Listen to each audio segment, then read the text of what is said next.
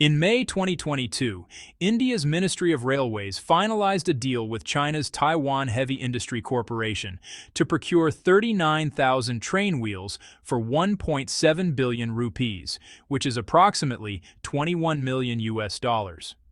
Notably, the price of each wheel was 1.68% higher than the originally agreed contract price. This raises a crucial question. Why is India willing to pay more for wheels from China?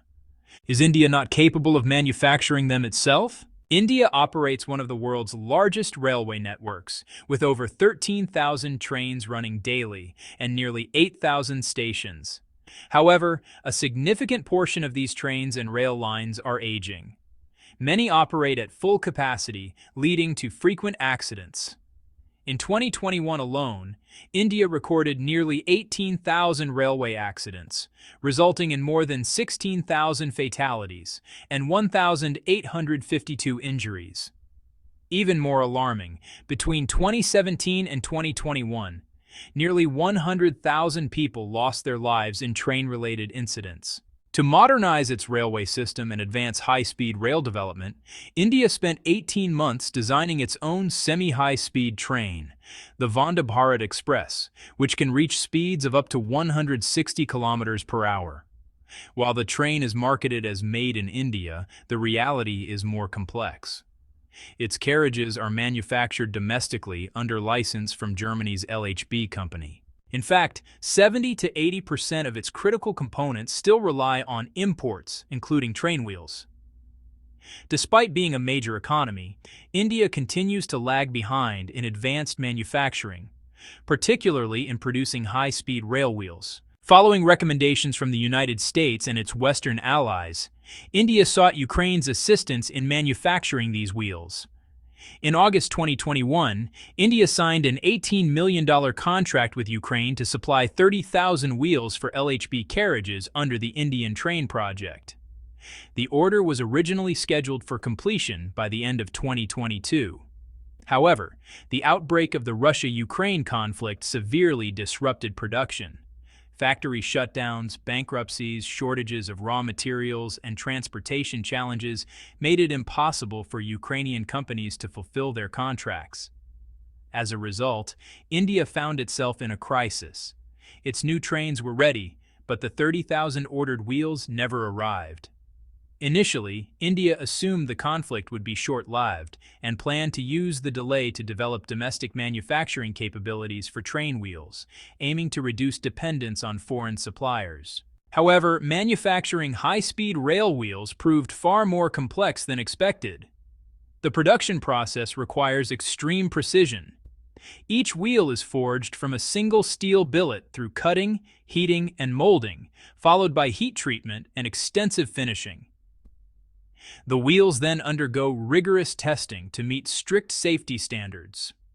The raw materials themselves must meet exceptional quality requirements. For example, the steel must have an oxygen content below 0.002%, with minimal and evenly distributed impurities. These standards are extremely difficult to achieve.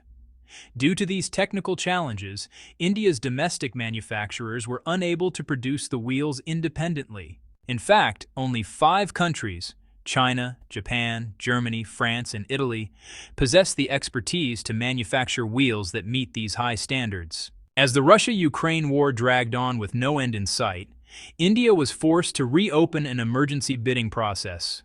Interestingly, even before bidding officially began, India had already announced its decision to partner with China. The reason was simple. Repeated delays in cooperation with Ukraine meant India could not put its high-speed rail carriages into operation. Meanwhile, India's existing railway system was already nearing its capacity limits. If the situation failed to improve within 1 or 2 years, the country's transportation network risked severe strain, potentially even paralysis. This made acquiring a new batch of wheels an urgent necessity. At that point, China was the only country capable of manufacturing and delivering high-speed rail wheels within a short time frame. To prevent LHB carriages from remaining idle, India had little choice but to cooperate with China. By the end of 2023, Indian Railways placed a larger order with China's Taichung Company, increasing the total number of wheels to 39,000, 9,000 more than the previous order.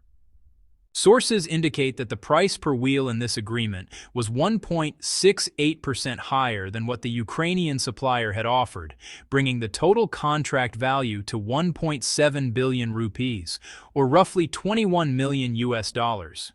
In addition, fluctuations in the Indian rupee's exchange rate could further increase import costs in local currency terms.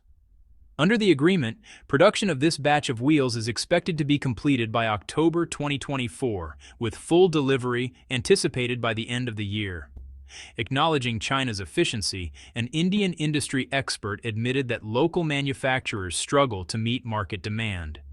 This is a key reason why India's Ministry of Railways must continue sourcing components, such as wheels and axles, from abroad.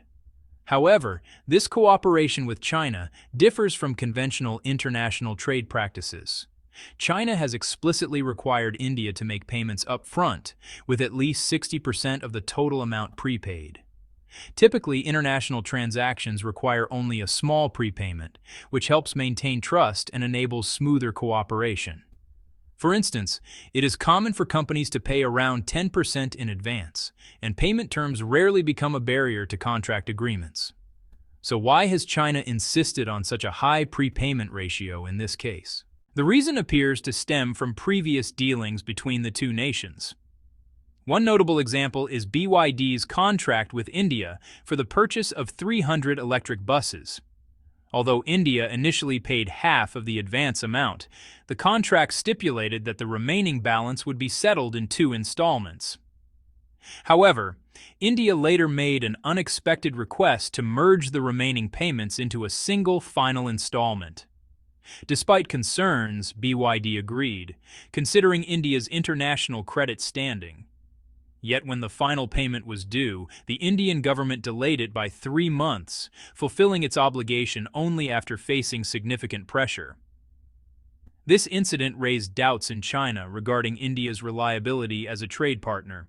As a result, Chinese companies have become more cautious in future collaborations, requiring India to pay a significant portion of the money up front before delivering goods. Interestingly, when India signed a cooperation deal with China, it should have been a moment of excitement. After all, it involved the construction of a high-speed railway intended to benefit the Indian people. However, once the public discovered that Chinese companies would be responsible for producing this critical order, the reaction was far from enthusiastic. Instead, the news sparked significant controversy and resistance within India. One major reason behind this reaction is the long-standing portrayal of China in Indian media. Across various channels, Chinese actions have often been criticized, reinforcing an imaginary enemy mindset and frequent comparisons between the two countries. This narrative has shaped public perception.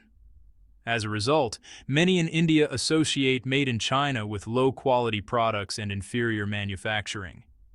This skepticism led some to question why the government chose to collaborate with China instead of Japan, which they believe has superior high-speed rail technology. In their view, Japanese engineering is more trustworthy, causing them to doubt the government's decision and even consider it a mistake. But is this perception truly accurate? India initially had high expectations for Japan's high-speed rail technology, which is, widely regarded as cutting edge. However, a major scandal involving falsified high-speed rail wheel inspection data later cast doubt on Japan's reliability.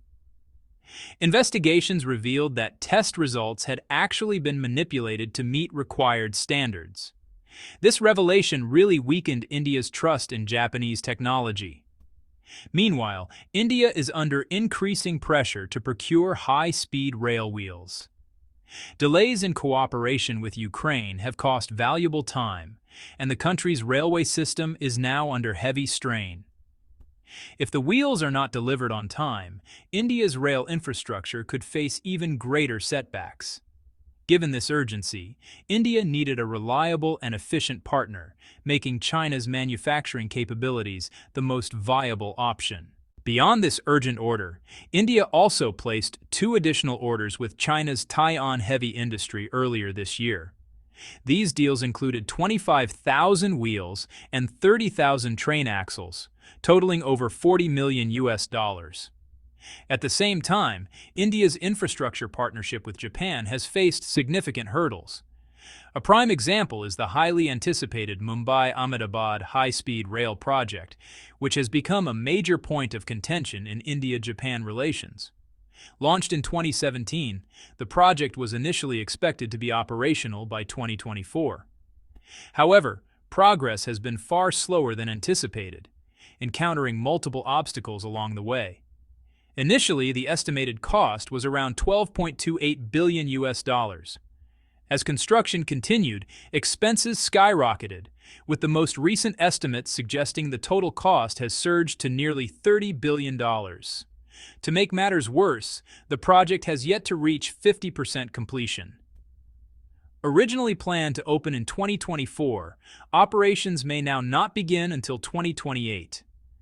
Given these setbacks, India has been forced to reassess its cooperation with Japan and explore alternative solutions to overcome these challenges. So, do you think India made the right decision by sourcing wheels from China?